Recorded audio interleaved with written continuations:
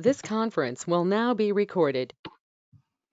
And turn it over to Ms. Livingston. Okay. Hi, everyone. I want to thank you guys for attending. This is our, like she said, the last of our series, and it's a pretty important topic right now, period. The whole retail supply management chain series was really something that we needed to hit on at this point with everything going on. And you can go to the next slide. Absolutely. This is just my bio. I'm a part-time adjunct professor, of course, you guys know, with WCC. I have a background in engineering management and supply chain management and manufacturing, 20 years experience in business management, Lean Six Sigma, purchasing systems, finance and accounting, warehousing and logistics, and environmental health and health and safety practices. And I got my bachelor's at Western Michigan University in engineering management, and then my master's from Central Michigan University. And I wanted to touch on this topic too, because I wanted to see what updates were going on with the global supply chain and with manufacturing in the US. And so I just want to touch on some things that I found out and where we stand right now. Okay, you guys got any questions throughout, or if you just want to chime in, let's just make this more of a discussion. I got probably a few lengthy slides because I have some data that we need to know, but for the most part, it's informal. So ask questions whenever you want, chime in whenever you want. Okay. The next slide. Okay, guys. To start off, what makes the global supply chain attractive? Can you guys tell me what makes the global supply chain attractive? The reasons why companies want to use the global supply chain? Because sometimes it's cheaper to get products from other places and distribute them back here. Absolutely. Anyone else? Zachary says that there's multiple sources available when you look globally, more resources. Yes, absolutely. Okay. The next slide actually goes over everything that happens with that. So we have reduced costs, like we said, number one, entry into new markets, because you have growth in international customers as well. Like you guys said, the greater variety. You can find goods that you never would have found anywhere else to offer your customers. And then higher volume. You can access the lower cost and more efficient production capabilities, and that means much higher volume sales for your company. Okay, the next slide. What have you guys seen recently? Probably, I would say in the last couple of years, that's impacted us based on our reliance of international supply.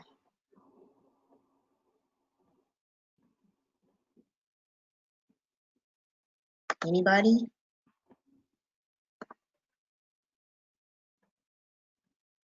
I feel like we've become more reliant on international supply and doing less in the US over the last several years.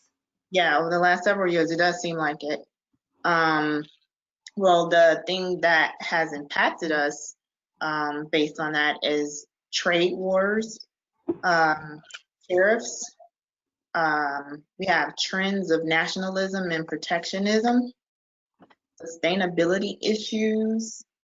There's human rights considerations. There's things going on in countries that we don't approve of in their manufacturing that, you try to find the balance between saving money and dealing with all of these issues. And then we ran into COVID-19, right? So the importance of our supply chain resilience and risk management is more apparent than ever before. And companies have been trying to work on that.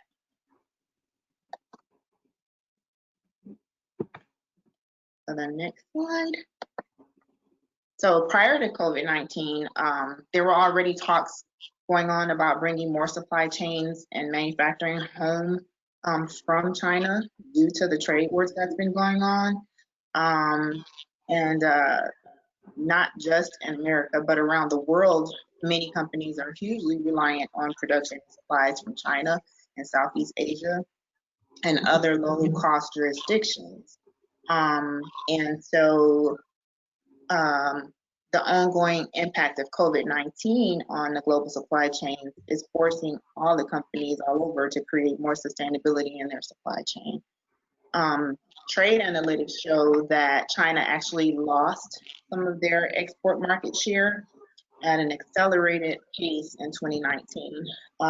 But their shutdown because of COVID left companies with no product and having to find alternative sources and realizing that they still rely heavily upon China. So next slide.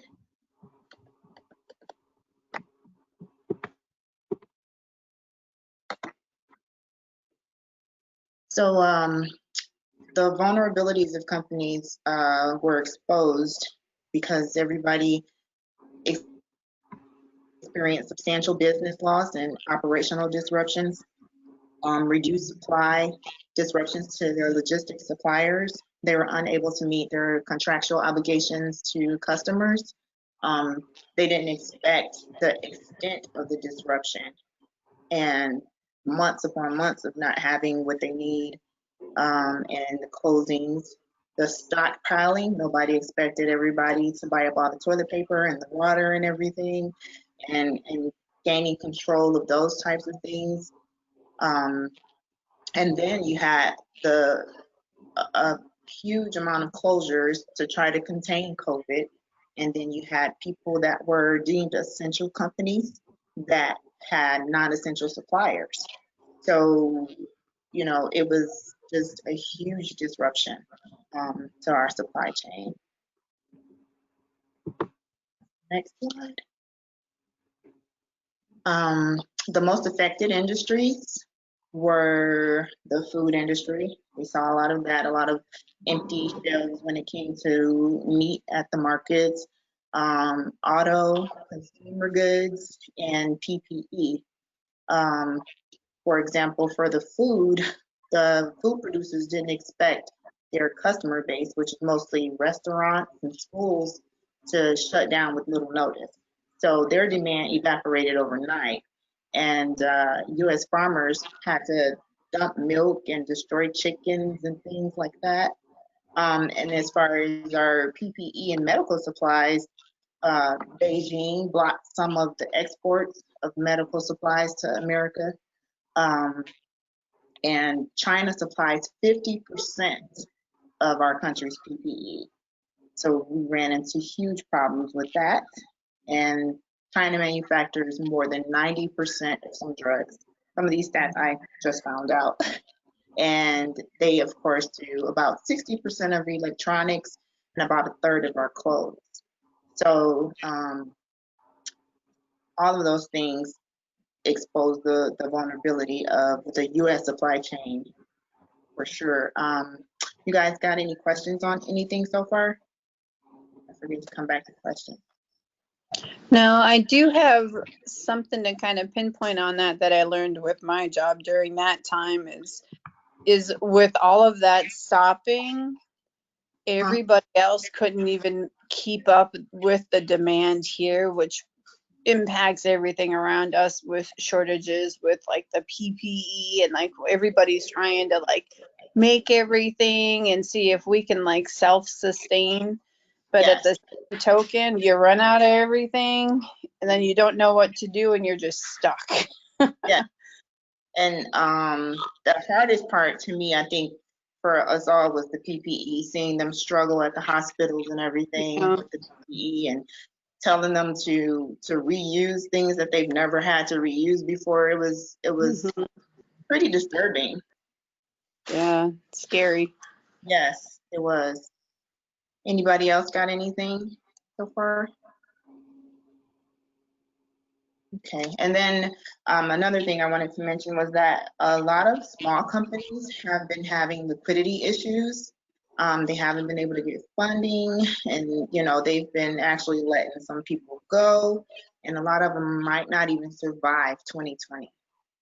So the extent of the impact that's going on with COVID, we still haven't seen that yet, and it's kind of scary.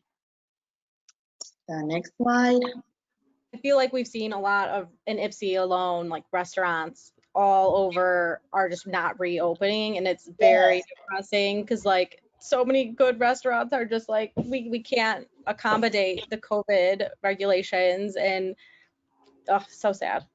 It is sad, and it's like it's a lot of your favorite places that you used to go to all the time, and it's scary to see it. I'm on a couple of Facebook groups, and they'll have the different restaurants and what's going on with them and them not opening, and it's just sad watching it. It is. Yeah, because they're like the small owned family businesses. They're not like the chains that are closing down, which sucks even more. Yes, because we need them. We like the small companies. That's what makes it Ipsy. Right, that's true.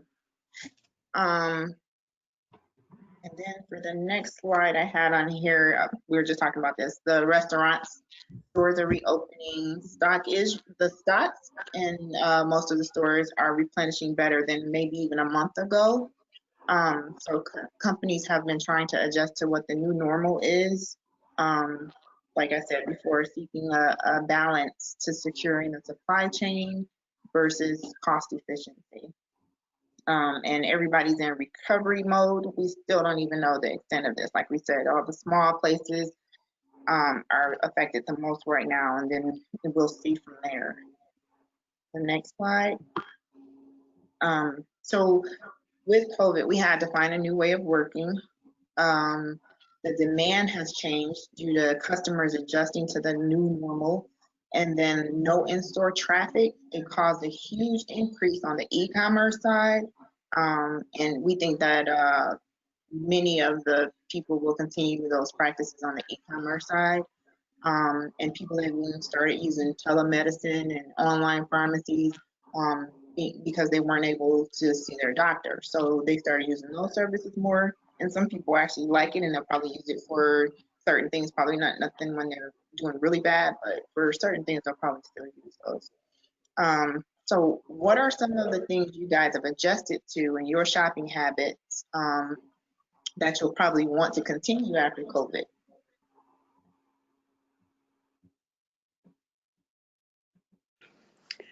I get to the grocery store probably 5 hours earlier than what I used to, just so I can hopefully score some Lysol wipes, or at least get like fresh green peppers that haven't been picked over time and time again. So I go first thing in the morning now versus waiting until Saturday afternoon or.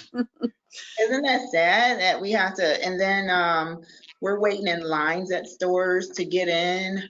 I saw a huge line down the street at a Sam's Club, and I was like, I can't stand in line. I gotta go.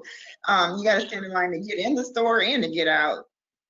Yeah, and we've got some comments in the chat about like using curbside pickup, so not even going to the store anymore, having no contact, being as like safe as possible.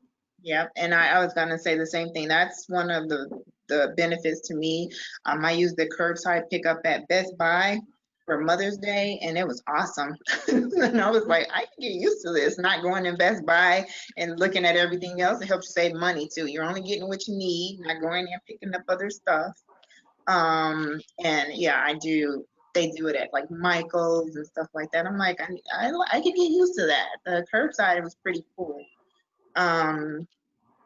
Ordering online, of course, I think I've worn out my Amazon app. And DoorDash got all the money. yes, DoorDash and Shipped. Getting my groceries delivered is actually pretty cool. Oh, Instacart. Yeah, I'm doing that forever. Yes.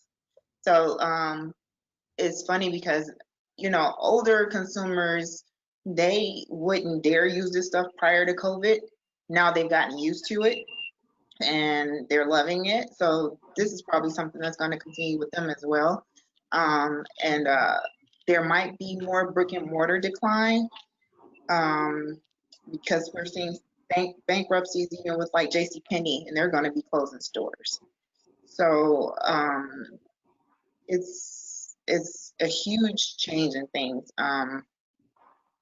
Somebody just said that happened today with the gym. What happened with the gym? They closed down? Ariel?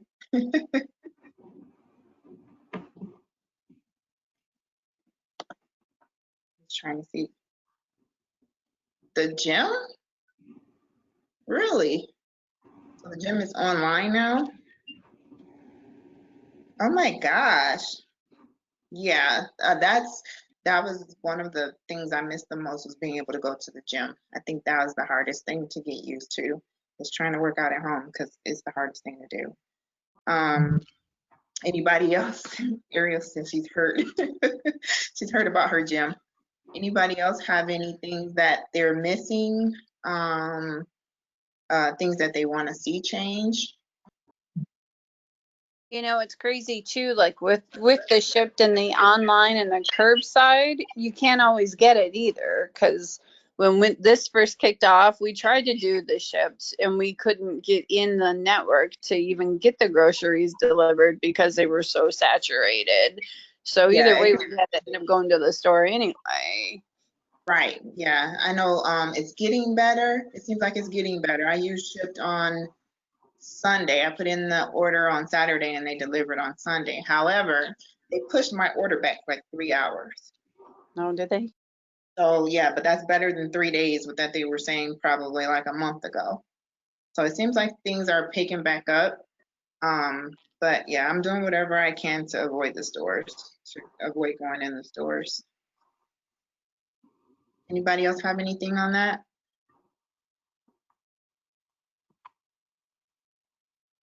He said, why hasn't the supply chain caught back up by now? Why are some products still hard to find? And how long will it take us to get back to normal? It's a good question. As far as why hasn't the supply chain caught up, like I said before, the non-essentials, a lot of the non-essentials were still deemed non-essential. And in different areas where manufacturing is happening, it's different types of closures going on, just like in Michigan. I think we're still closed down more than a lot of other states. So as far as how long it'll take us to get back to normal, I think people are still stockpiling too. They said that because we're probably going to have a second wave of COVID, people are still stockpiling. They haven't been able to catch up to that with certain products, the stuff that people have been stockpiling for sure. I know, just like she said, like the Lysol and things, they're not able to catch up with the demand. Now, normal, I have no idea, because we don't know what's going on with the COVID. As far as right now, they're shutting down again certain things because they opened up too fast. So we have no idea how long it's gonna take to get back to normal. We thought it would be about now, right? Or at least later on this year when school starts, probably. And it's so difficult to forecast on something like that, and it depends on what it is in the supply chain as well. Something that's interesting that's happening to me is I was trying to buy a new refrigerator, and when we went to Lowe's, they were saying, "Oh yeah, we can get you this fridge in 6 months," just because the fridge comes from China, and they haven't been able to ship anything for so long that they had over 100 people waiting for that same fridge that we were looking for. Yes, and you have things like that going on. You have, I feel like China's probably catching up on things. I was actually at a friend's shop yesterday. She has a boutique, and she had actually a a supplier from China called her yesterday trying to send her stuff that she wanted back in February. She's like, it's a whole new season and I don't want that stuff. So they were trying to still send it to her. So the stuff from China is like hit or miss. And I think it's going to pick back up from China. And like for the refrigerators, like even I've heard people, you know, since we can't do anything, can't find a bike anywhere. You can't buy a bike. You can't find anywhere to buy a regular old bike, where that wasn't the problem before. So demand has just changed drastically or whatever. So I don't know. It's weird watching it too and hearing different people's experiences. I would have never thought that about a refrigerator.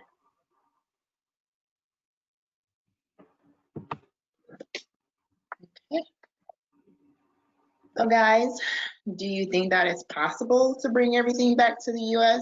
manufacturing or no? And if so, why or why not? I think that it is possible, but I think it's going to be expensive. And I think we are going to have some imports from other countries because we don't have the same materials, but we're also going to have to get our machinery up to par to get stuff situated too. Good answer. Yeah, there's a whole lot of factors in that. Anyone else?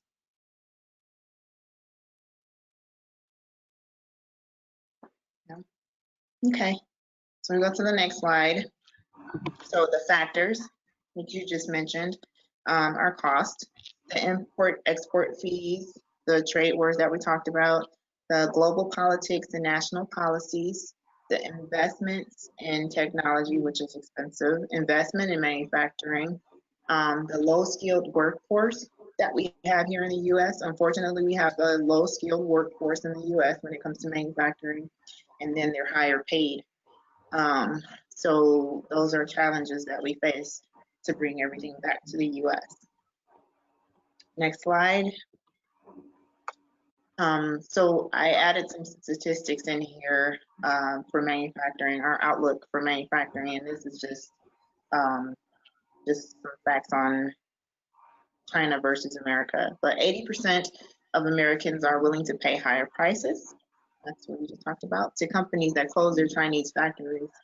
America's manufacturing is growing again, however. In 2018, 11.3% of the economic output was from America's manufacturing. In 1970, though, it was 24.3%, which was double 2018. In 1970, China was the world's 5th largest manufacturer, and then they took the top spot in 2010, replacing the US. Okay. The next slide, what it'll take to rebuild the US supplier network and the benefits. The benefits to companies are a streamlined supply chain, less disruption, like we just talked about. A whole lot of disruption when you have to depend on global resources and you don't know what could affect them. Time to market is faster. The hidden costs are reduced and eliminated. Intellectual property risks are eliminated because you see a whole lot of fake things coming out of China and things such as that. Companies are finding that when manufacturing and engineering are located near one another, they can improve their design, eliminate waste, improve quality, and increase their productivity. So there's a lot of benefits to manufacturing at home. The next slide, creating jobs. So as companies expand production operations in the U.S., the new employment opportunities grows. The research shows that if companies use total cost of ownership to calculate their offshoring decisions, 25% of what's been offshored would come back, creating 1 million jobs. So that's huge. The manufacturing multiplier effect drives other sectors, creating more jobs in other sectors and in non-manufacturing sectors. The next slide.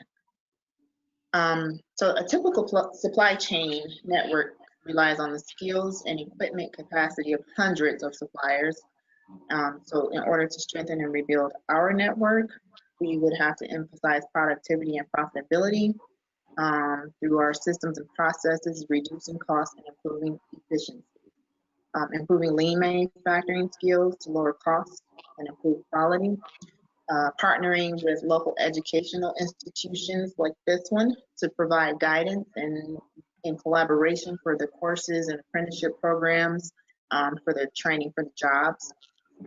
Collaborating with engineers early in design so that you can optimize the product, lower the cost, and improve the time to market. And then new technology, embracing new technology and methods that improve productivity and profitability. So the next slide. So the steps that are being taken to bring more manufacturing back home, tax incentives and funding from the government. Trump signed an executive order in May that would give loans to American companies that are looking to build out the supply chains for critical goods, and other governments are offering similar incentives. But with funding of bailout packages, it might be hard to find the extra capital. So right now, it might be a little tough to bring that home. Free trade agreement impacts supply chain restructuring. And then in order to end China's control of the global supply chain, they've come up with what they're calling China +1. And it would include all of the industries listed: pharmaceuticals, medical devices, automotive, aerospace, chemical, textiles, and more. And what happens is other countries outside of China will benefit from supply chain investments, boosting their manufacturing capability. They'll have attractive offers for land and labor and logistics. So in short, basically, there's no simple substitute for China. China still has 60% of the global consumer goods export and 41% of technology, media, and telecom export. Well, that is huge, and it would take time to bring that share down. And much of the share that they lost in 2019 went to Mexico and Vietnam.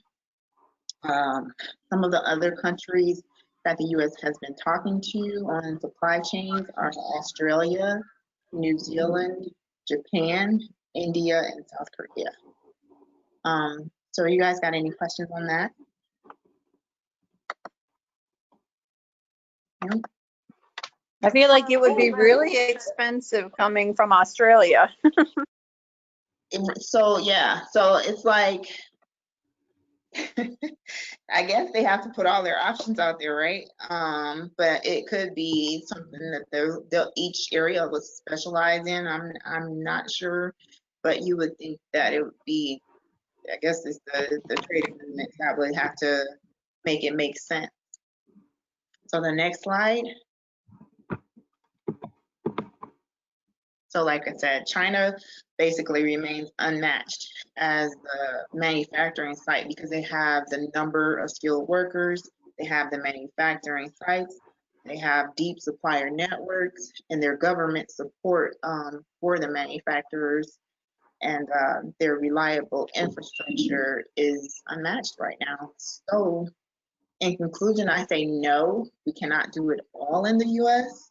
I don't know if we even would want to do it all in the US. Over time though, I think we can bring more back, more manufacturing back. We can go back to being #1. It'll take years, but I think that we can do so. But the numbers have to make sense.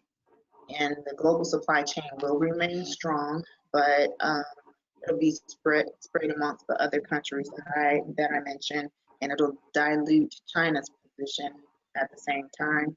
And I think that COVID is going to make sure that this happens faster than they ever probably wanted it to happen before. Okay. Anybody got any other questions? Any other feedback? Anything else you want to talk about? with this topic?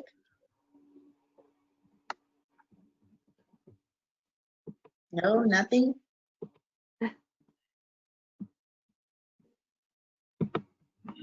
Well, thank you guys for attending, for giving me that 35 minutes of your day. I enjoyed talking with you guys and hearing your experiences with this. And thank you. And I'm gonna hand it back over to Lauren. Have a great day, guys. Yeah, thank you so You much, Kalena, for that. That was really informative, and I didn't know most of the stuff that you mentioned, so that was awesome to hear about that. Now, for a lot of you on the call, you have been with us through all 4 of our webinars. So you've seen kind of all about the academic programs here at WCC for supply chain and retail.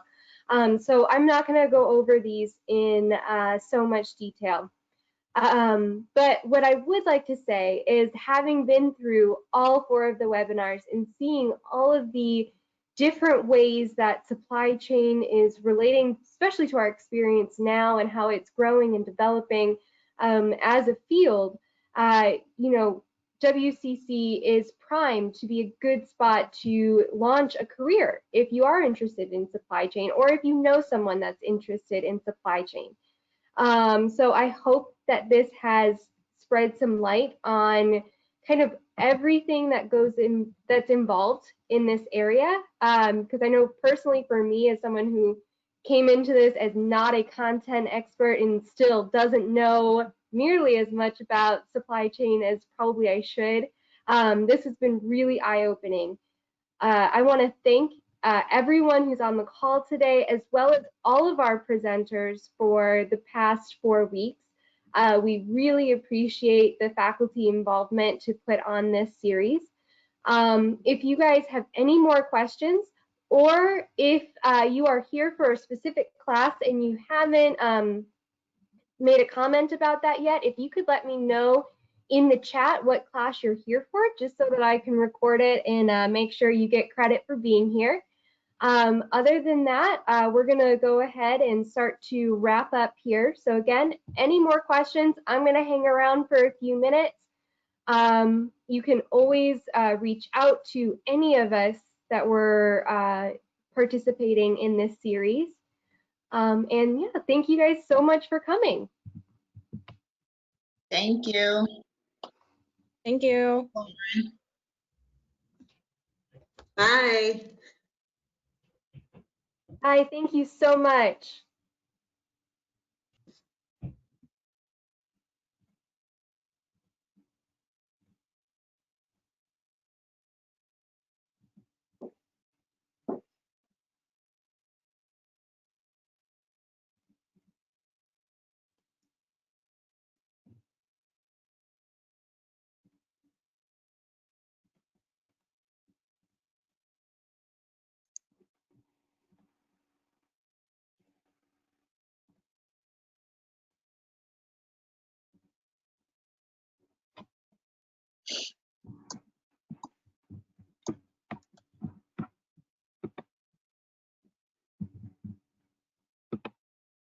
All right, I think we've got everyone here.